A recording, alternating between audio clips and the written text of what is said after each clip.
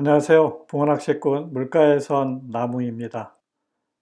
알면 더 재미있는 붕어낚시 시리즈입니다. 우리 붕어낚시인들이 가장 많이 사용하는 채비가 아마도 외봉돌 채비일 것입니다. 이 외봉돌 채비의 봉돌을 크고 작은 봉돌로 나누어서 개발한 채비가 스위벨 채비입니다. 이 스위벨 채비도 많은 분들이 사용을 하고 있습니다.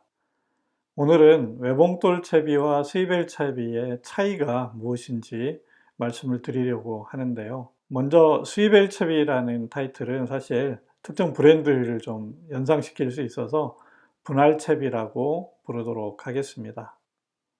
단도직입적으로 외봉돌 채비와 분할 채비의 차이를 이야기한다면 이물감 크기의 차이라고 얘기할 수가 있습니다. 이물감이란 몸 안에 다른 물질이 들어있는 듯한 느낌을 이물감이라고 얘기하는데요. 예를 들어 우리가 밥을 먹을 때 밥 안에 머리카락이 섞여 있다거나 하면 입안에서 머리카락을 느낄 수가 있습니다. 근데 만약에 그 머리카락이 길어서 한쪽 끝은 밥그릇에 아직도 있고 한쪽 끝이 입안에 들어갔다면 더 크게 이물감을 느낄 수 있을 것입니다. 이와 같은 느낌을 이물감이라고 얘기한다고 보시면 되겠습니다. 채비의 이물감에 대해서 이야기를 하면 또 따라오는 이야기가 실제로 찌맞춤을 한 찌 같은 경우는 부력과 침력이 균형을 맞추고 있어서 무중력 상태가 되기 때문에 외봉돌 채비나 분할 채비 할 것 없이 이물감은 같다고 또 생각하시는 분들이 있습니다. 근데 이물감을 이야기할 때는 관성이라는 요소를 함께 고려를 해야 됩니다. 관성이라는 것은 물체가 외부로부터 힘을 받지 않을 때 처음의 운동 상태를 계속 유지하려는 성질을 이야기합니다. 쉽게 얘기를 하면 멈춰 있는 물체는 계속 멈춰 있으려고 하고 움직이는 물체는 계속 움직이려고 한다는 얘기입니다. 예를 들어 봉돌이 멈춰 있는 봉돌을 움직이게 하려면 멈춰 있으려는 성질 때문에 움직일 때 충격이 발생이 되게 됩니다. 그리고 이 관성은 물체가 갖고 있는 질량의 크기로 정량화할 수 있다고 얘기를 합니다. 말이 좀 어렵기는 하지만 질량이 크면 관성도 크다는 얘기로 보시면 되겠습니다. 외봉돌 채비와 분할 채비에 적용을 시켜보면 외봉돌 채비의 봉돌이 분할 채비의 분할 봉돌보다 더 관성을 크게 갖는다고 할 수 있겠습니다. 한번 그러면 외봉돌 채비와 분할 채비의 흡입 시에 느끼는 이물감을 그림으로 시뮬레이션 해 보겠습니다. 하단에 붕어가 있는 부분을 잘 한번 봐주시면 되겠습니다.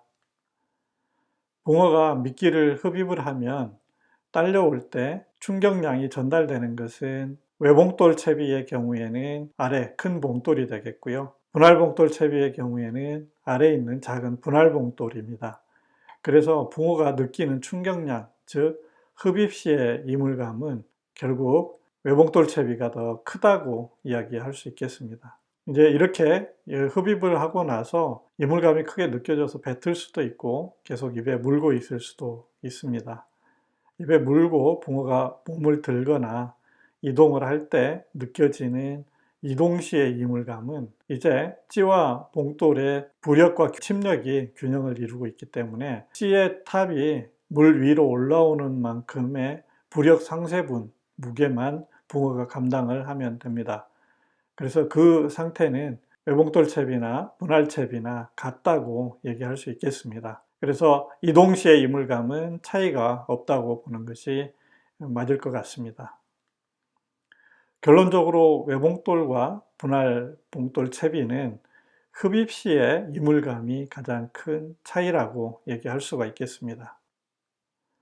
외봉돌은 채비 구성이 단순합니다. 그리고 또 운영이 쉽죠. 그 대신 앞서 살펴봤듯이 이물감이 크다는 단점이 있습니다. 이에 반해서 분할 채비 같은 경우는 채비 구성이 조금 복잡해집니다. 그 때문에 채비 엉킴이 생기기 쉽고요. 대신 이물감이 작다는 장점을 갖게 됩니다. 이러한 속성들 때문에 외봉돌 같은 경우는 장애물이 많은 노지에서 많이 사용을 하고요. 분할채비의 경우에는 장애물이 없는 유료터에서 까칠해진 유료터 붕어들을 상대로 할 때 유리해서 많이 사용을 합니다. 그렇지만 반드시 외봉돌을 노지에 사용하고 분할채비를 유료터에 사용하지는 않습니다. 이물감에 매우 민감한 베스터 붕어들을 공략하기 위해서 분할채비를 사용을 하기도 하고요. 또 그 편리함 때문에 유료터에서 외봉돌을 사용하기도 합니다. 결국 외봉돌이냐 분할채비냐의 문제는 본인이 어떤 환경에서 어떻게 채비를 운영하느냐에 따라서 선택할 문제라고 할 수 있겠습니다. 알면 더 재미있는 붕어낚시. 오늘은 외봉돌 채비와 분할봉돌 채비 차이에 대해서 알아봤습니다. 오늘 내용이 유익했다면 구독, 좋아요 부탁드립니다. 다음에 더 좋은 영상으로 찾아뵙겠습니다. 시청해 주셔서 고맙습니다. 물가의 선 나무였습니다.